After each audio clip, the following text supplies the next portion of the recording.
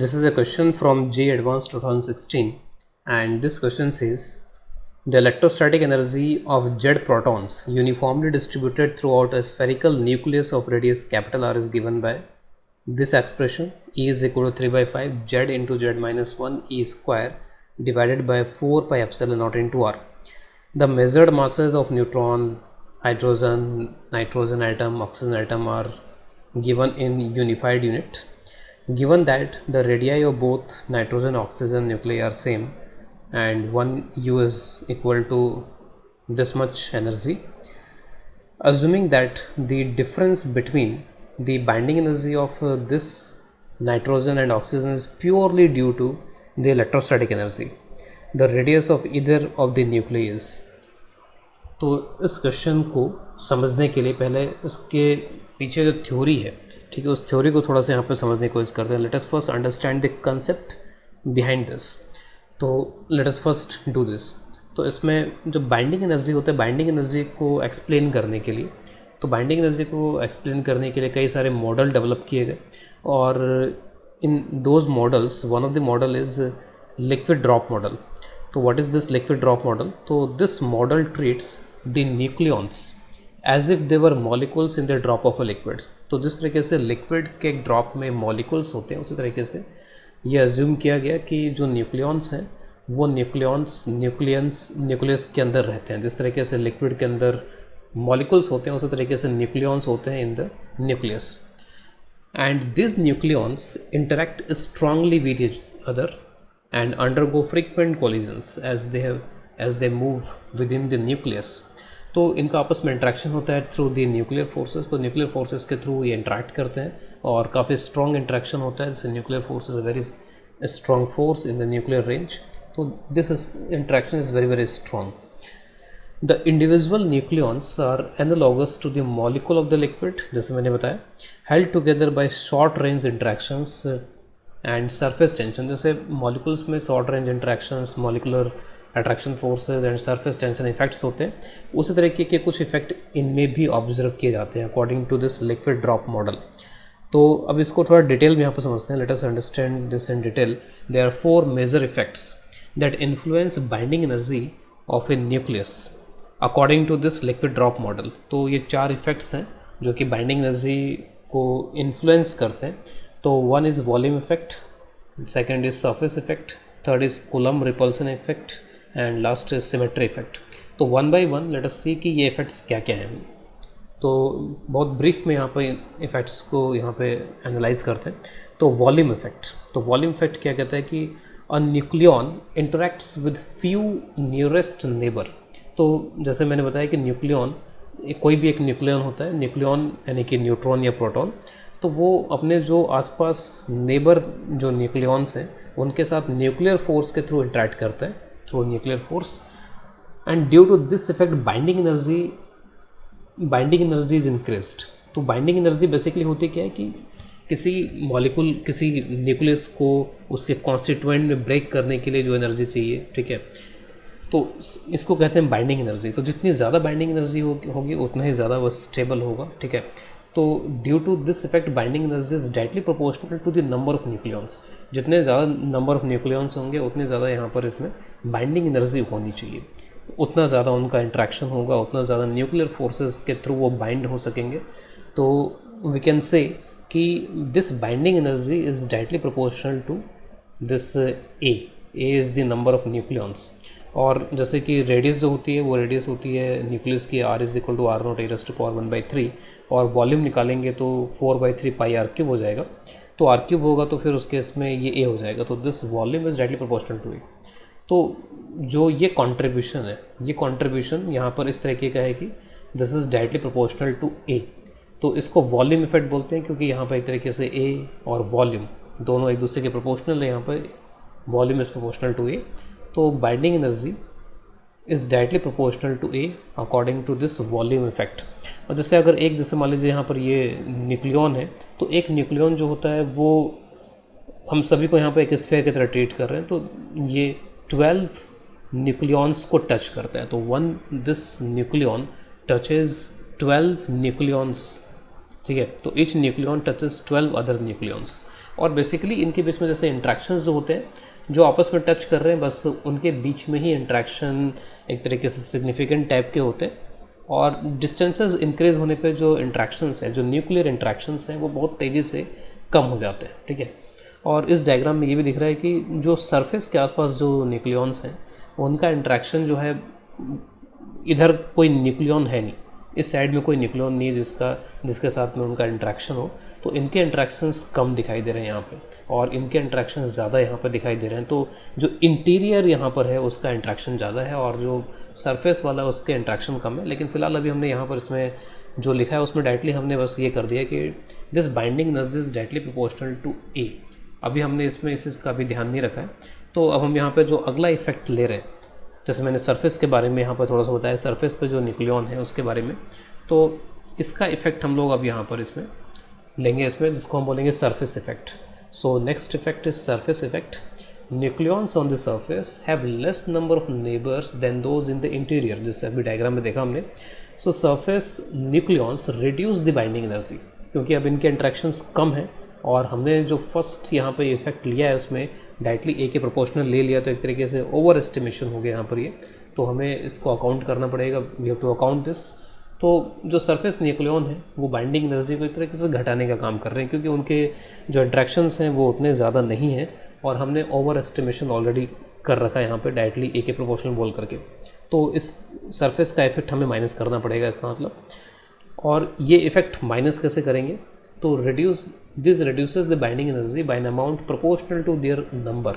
जितना ज़्यादा सरफेस पे नंबर होगा न्यूक्लियॉन्स का, जितना ज़्यादा सरफेस एरिया होगा, ठीक है, उतना ही ज़्यादा वो नंबर भी होगा, तो उतना ही ज़्यादा यहाँ पर डिक्रीज होगा binding energy due to surface nucleons. This number is directly proportional to surface area, and surface area is proportional to R square. So binding energy due to this factor is proportional to R square, and r is a raised to power 1/3, so r square is a raised to power 2/3, and binding energy due to this factor is taken as negative, ठीक है। बाद में इन सही factors को हम यहाँ पर add कर लेंगे। तो जो पहला फैक्टर था वो पहला फैक्टर पॉजिटिव था, C1 is some constant here, तो पहला factor was positive, and this second factor is negative here, तो it is minus some constant C2 times a raised to power 2/3. Now the next factor, this next factor is matter of concern in this question. जो question यहाँ पर है 2016 advance का question, ये इसी based है। तो this is coulomb repulsion effect. Electric repulsion between each pair of proton in the nucleus contribute towards decrease in binding energy.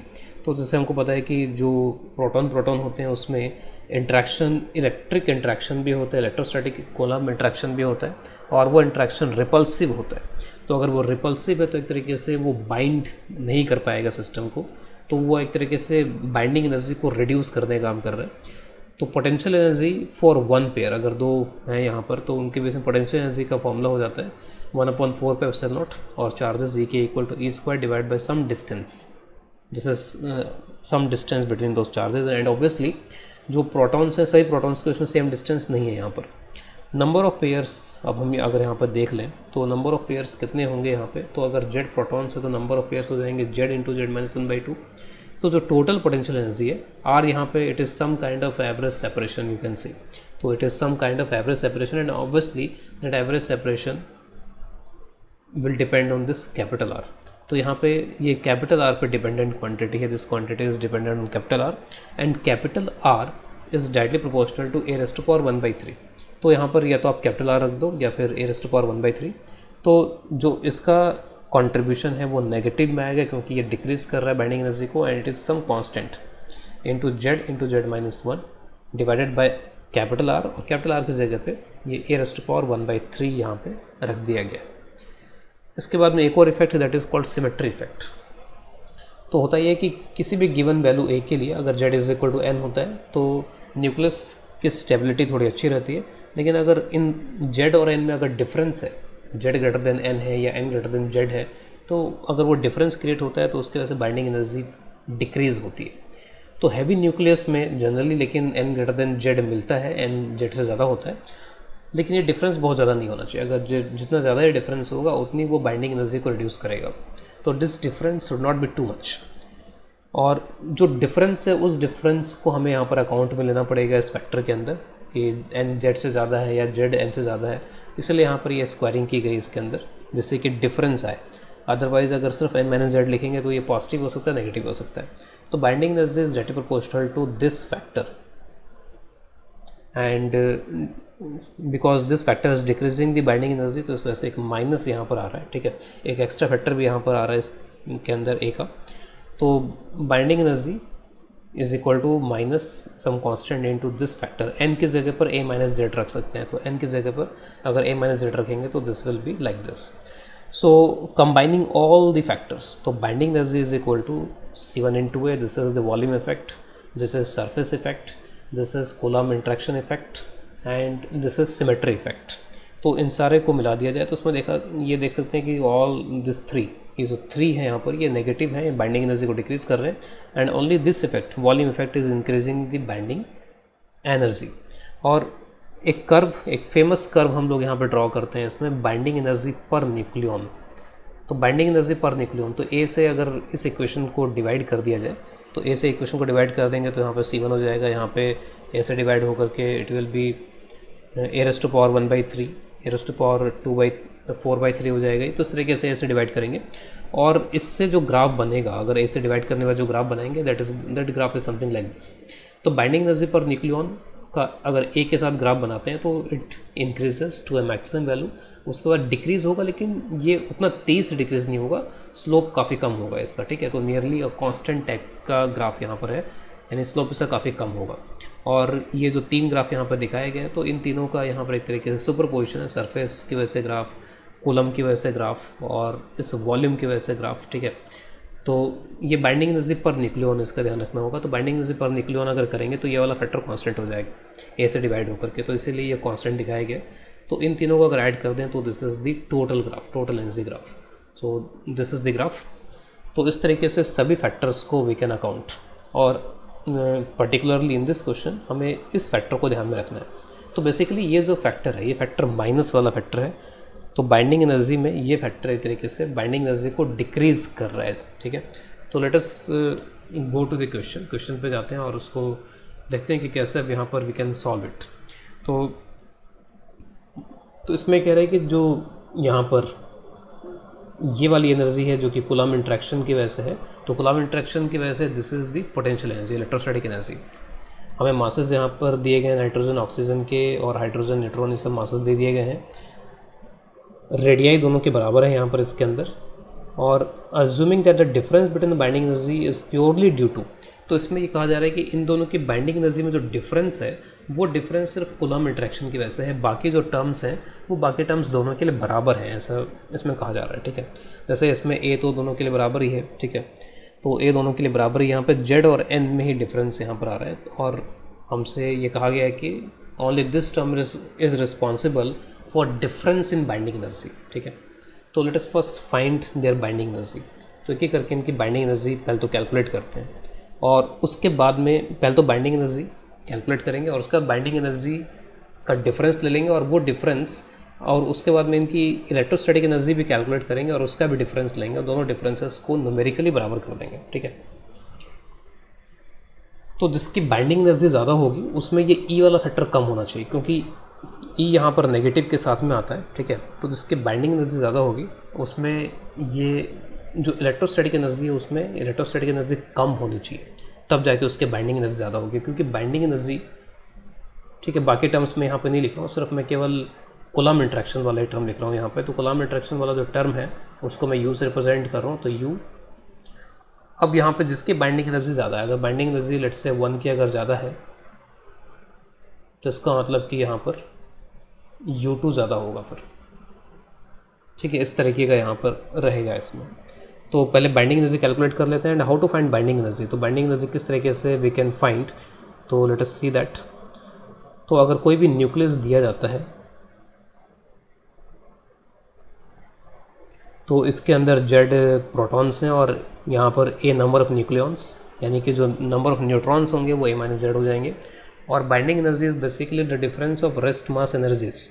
Rest mass energy जब ये न्यूक्लियॉन्स फ्री होते हैं तो ज़्यादा होती है, और जब ये न्यूक्लियस के अंदर होते हैं तो रेस्ट मास एनर्जी कम होती है, और जो डिफरेंस है रेस्ट मास एनर्जी का that is the binding energy. तो यहाँ पर मैं रेस्ट मास एनर्जी अगर इसकी यहाँ पे निकालूँ जब ये न्यूक्लियॉन्स फ्री हैं, ठीक है, तो rest mass energy when free तो कितना हो जाएगा फिर यहाँ पर, तो Z times mass of this proton, ठीक है, फिर उसके बाद में A minus Z times mass of neutron, ठीक है, multiplied by C square, this is the rest mass energy. और जब यहाँ पर ये न्यूक्लियस में आ गया है, न्यूक्लियस बन गया है, तो उस केस में रेस्ट मास एनर्जी, तो हमें चाहिए मास न्यूक्लियस का, ठीक है, तो एटम के मास में से इलेक्ट्रॉन का मास माइनस कर लेंगे तो Z इलेक्ट्रॉन्स होंगे, तो ये माइनस कर दिया मैंने यहाँ पे। This is your binding energy. अब इसको आप इस तरीके से भी लिख सकते हो, क्योंकि यहाँ पर क्या हो रहा है कि ये जो mx है, this mx is the atomic mass year, mx is the atomic mass year, ठीक है। अगर हमारे पास में x का न्यूक्लियस का मास है तो वो डायरेक्टली यहाँ पे पुट, ये पूरा जो quantity, this complete quantity is the nuclear mass. तो न्यूक्लियर मास वैसे जनरली डायरेक्टली अवेलेबल नहीं होता है, हमें एटम के मास गिवन होते हैं, इसीलिए इसको एटम के मास के टर्म्स में लिखा जाता है बाइंडिंग एनर्जी का जो एक्सप्रेशन है। इसको थोड़ा सा और मॉडिफाई करते हैं, लेट अस मॉडिफाई दिस। तो Z mass of proton we can write mass of hydrogen atom minus mass of electron, और इसको तो आप एज इट इज़ रहने दो, और उसके बाद में ये माइनस कर लो mx माइनस ZMe,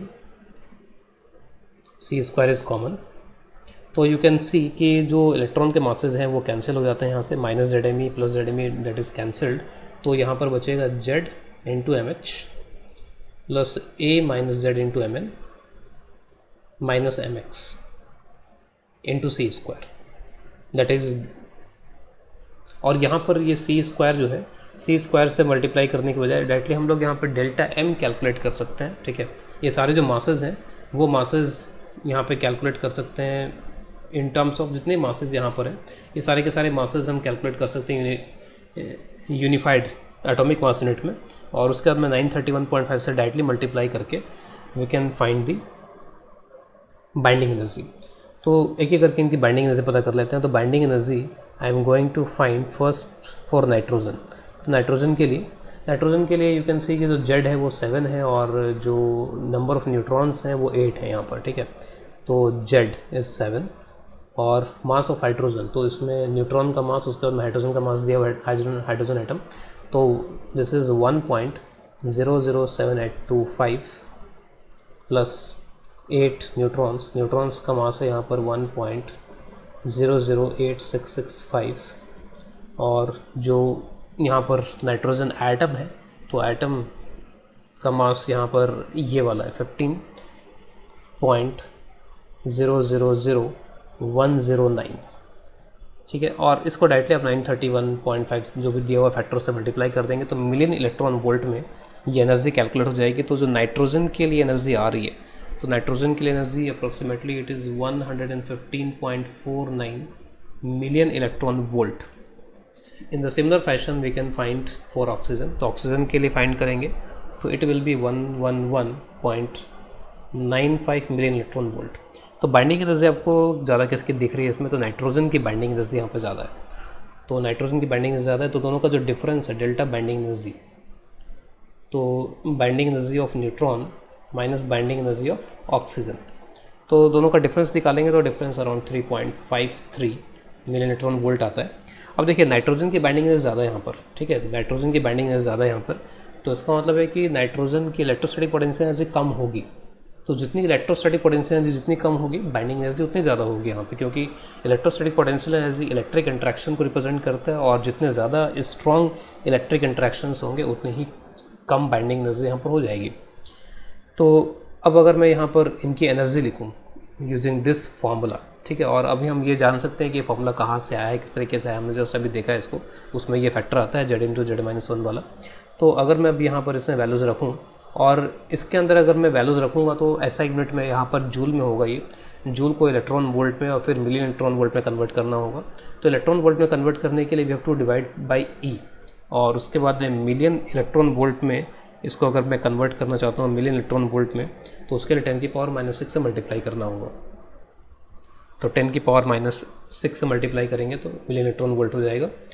तो यूनिट्स का भी ध्यान रखते हुए, तो इसमें E ऑफ n अगर मैं यहाँ पे कैलकुलेट करूँगा, ठीक है, तो let us find E of n, तो 3/5 Z की जगह पे यहाँ पे हो जाएगा 7, तो 7 × 7 - 1, और मैं यहाँ पे डायरेक्टली इसमें E लिख रहा हूँ, ठीक है, नीचे 4πε0, तो 1/4πε0 9 × 10⁹ रख देंगे इसको, और यहाँ पर ये R जो कि कैलकुलेट करना है, और एक तो E से डिवाइड कर दिया और 10⁻⁻6 से मल्टीप्लाई कर दिया, तो it is million electron volt. इस तरीके से जब ऑक्सीजन के लिए लिखेंगे तो बस एक ही जगह पे डिफरेंस आएगा, जो Z है वो 8 हो जाएगा, तो Z इज़ 8, तो 8 × 8 - 1 E divided by 4πε0 × R 10⁻⁻6 million electron volt, ठीक है, ये हो जाएगा। अब ऑब्वियस है कि En कम है यहाँ पर, ठीक है, En कम है और यहाँ पर ये EO ज़्यादा है, तो डिफरेंस लेंगे तो इस तरीके से लिख लेंगे, EO - En, this is coming to with 3.53 million electron volt. बस अब यहाँ पर इन दोनों की वैल्यूज़ पुट कर लो, तो En और E0 की वैल्यूज़ जब मैं यहाँ पर रखूँगा तो एक ही अननोन होगा R, ठीक है, और उस R की वैल्यू यहाँ पर अगर कैलकुलेट करेंगे तो 10⁻⁻15 में आंसर आता है 3.42 × 10⁻⁻15 मीटर, और 15 को फेम्टो यहाँ पर लिख सकते हैं, तो 3.42 femtometre. So this is the final answer. तो इस क्वेश्चन में कई बार ये लोगों को डाउट क्रिएट हो जाता है कि डिफरेंस किसका लेना है, क्यों लेना है यहाँ पर डिफरेंस, ठीक है। तो यहाँ पे बाइंडिंग एनर्जी न्यूट्रॉन की इसकी ज़्यादा है नाइट्रोजन की, तो उसकी इलेक्ट्रोस्टैटिक एनर्जी कम आएगी। तो कई बार इसमें कुछ लोग En - EO करते हैं, फिर उसमें माइनस आ जाता है, फिर उस माइनस की वजह से कंफ्यूज हो जाते हैं कि माइनस क्यों आ रहा है, किस तरीके से आ रहा है। Now we are in a position कि हम समझ सकते हैं कि यहाँ पर इस तरीके से ही इसको आना चाहिए।